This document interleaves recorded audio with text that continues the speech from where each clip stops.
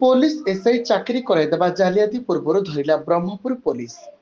गतकाली संध्या समय ब्रह्मपुर एसपी को पुलिस मुख्यालय पक्षर एक सूचना आसीथिला। तीनोटी बस रे 100 रु अधिक पुलिस एसआई चाकरी आशायी माने हैदराबाद अभिमुखे जाउथिबा नै ब्रह्मपुर एसपी को खबर आसीथिला। खबर पाइबा परे ब्रह्मपुर एसपी को नेतृत्व स्वतंत्र पुलिस टीम बस को धरिबा पई ब्रह्मपुर बाहरिथिला। आंध्र प्रदेश श्रीकाकुलम पुलिस 110 रु ऊर्ध्व पुलिस एसआई आशायी को नहीं जाउथिबा बेले तीनोटी बस को धरिथिला ब्रह्मपुर पुलिस।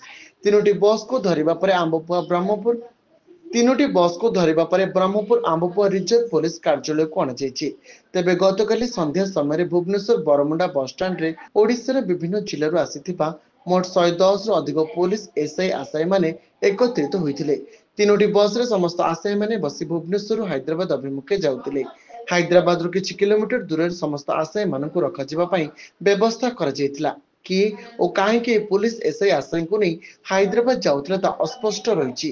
आज Brahmapur SP police reserve police कार्यालय पहुंची आशायी मानक अधिक पचरा उचरा करछन्ती, किंतु एने गणमाध्यम कौन सूचना दी ना ब्रह्मपुर एसपी।